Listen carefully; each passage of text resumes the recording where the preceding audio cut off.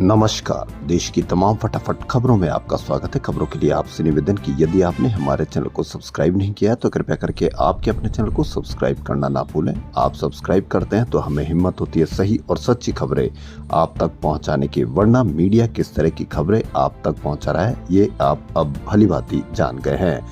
तो क्या है आज की बड़ी खबर? क्योंकि मीडिया में आपके बच्चों की बेरोजगारी की कोई खबर नहीं, तो क्या है आज की बड़ी खबरें?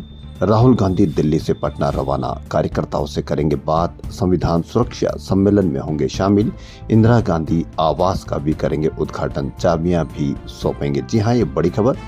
बिहार विधानसभा चुनाव से पहले कांग्रेस नेता राहुल गांधी पटना आ रहे हैं। दिल्ली आवास से वो पटना के लिए निकल चुके हैं। जानकारी के अनुसार पटना एयरपोर्ट पहुंचेंगे, उसके वहां से सिविल सोसाइटी की ओर से आयोजित संविधान सुरक्षा सम्मेलन में शामिल होंगे।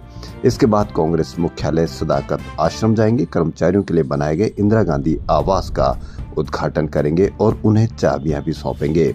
वहीं पटना पहुंचने से पहले शुक्रवार को राहुल गांधी ने फेसबुक पर एक पोस्ट किया जिसमें उन्होंने लिखा कि अगर किसी भारतीय के खिलाफ नफरत फैलाया जाएगा, उनके खिलाफ हिंसा होगी, उनके न्याय के लिए मैं हमेशा खड़ा मिलूंगा। हर भारतीय की जान और स्वाभिमान की हिफाजत हर हाल में करूंगा। संविधान की रक्षा के रास्ते में ये मेरा सबसे बड़ा कर्तव्य है। पार्टी के नेता और कार्यकर्ताओं को 2025 में होने जा रहे विधानसभा चुनाव को लेकर उनसे संवाद करेंगे।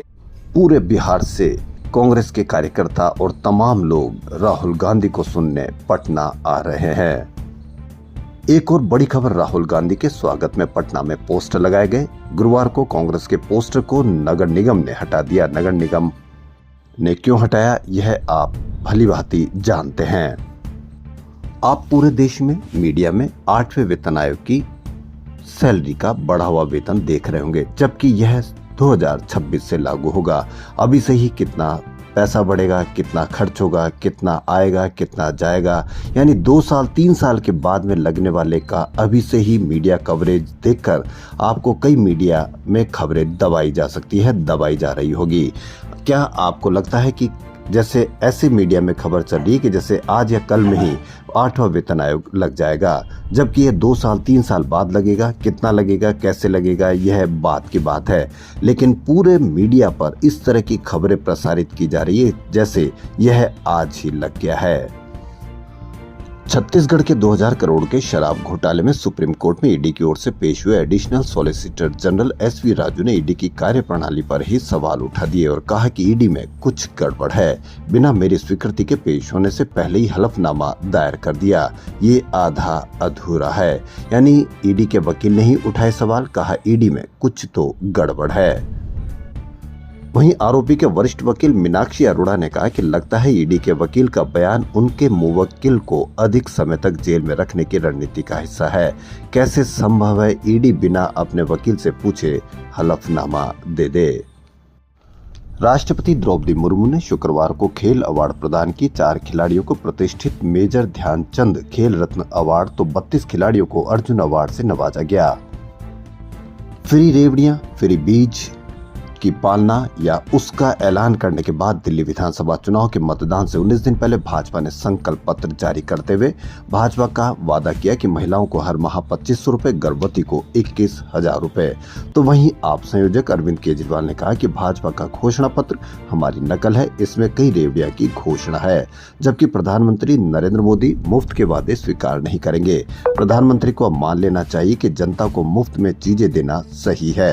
भाजपा ने सरेआम माना है कि हमारी सरकार ने कई कल्याणकारी योजनाएं चलाई है जिसका लाभ भाजपा वालों को भी मिल रहा है। हम ऐसा काम करते हैं कि विरोधी भी तारीफ करे।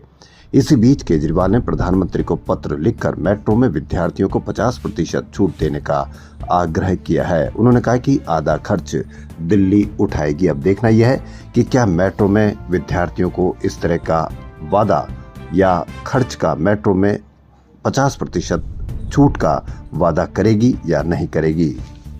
सैफ अली खान के आरोप में या हादसे के आरोप में जिस व्यक्ति को पकड़ा गया, पुलिस ने कहा कि वह आरोपी नहीं है।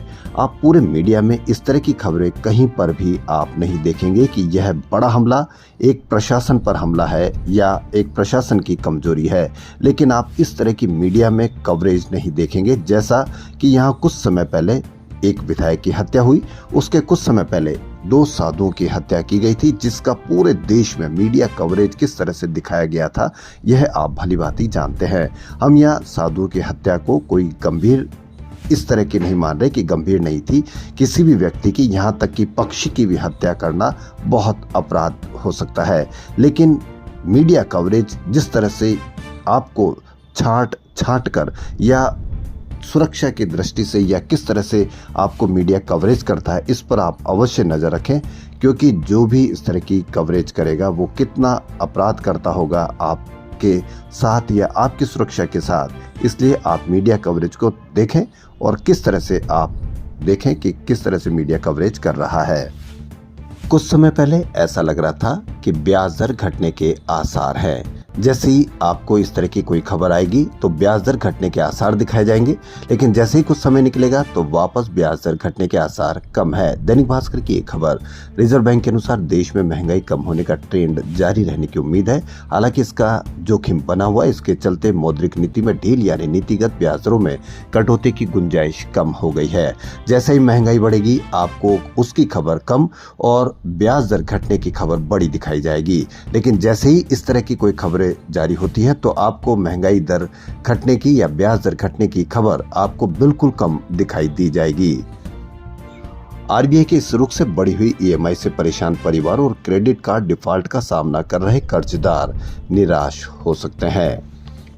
जैसे ही महंगाई बढ़ेगी आपको महंगाई की खबर कम और ब्याज दर घटने की खबर ज्यादा दिखा दी जाएगी, और जैसे ही महंगाई घटेगी आपको ब्याज दर घटने के आसार की कम की खबर, बिल्कुल छोटी सी खबर दिखा दी जाएगी।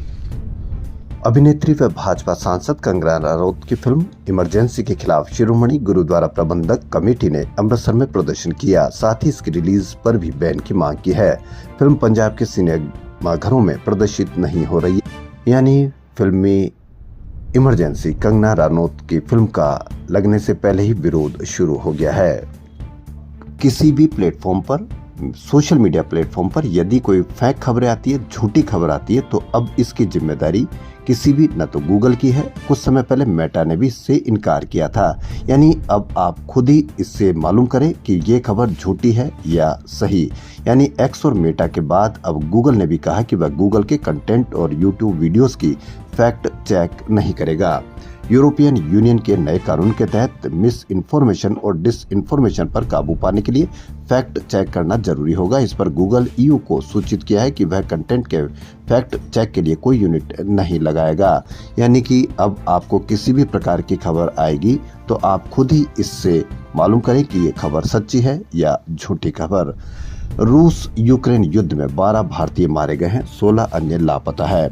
सोशल मीडिया पर प्लेटफॉर्म पर इस तरह की खबरें चलाई जाती थी कि विदेशों में भारतीयों की नौकरी लग रही है, रशिया में नौकरी लग रही, इजराइल में नौकरी लग रही, वहां पर बड़ी डिमांड है, जबकि वहां युद्ध में झोंका जा रहा है, किसी पर भी इसकी कोई चर्चा नहीं है।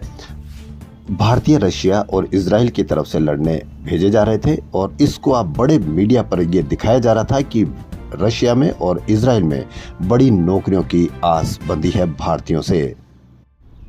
खबरों में फिलहाल इतना ही। यदि आपको हमारा चैनल पसंद आए और आपको लगता है कि हमारे चैनल पर समीक्षा और सही और सच्ची खबरें आप तक पहुंचाने का प्रयास कर रहे हैं तो आपके अपने चैनल को सब्सक्राइब करना ना भूलें। धन्यवाद। पुनः निवेदन कि आपके अपने चैनल को सब्सक्राइब कर लें। धन्यवाद।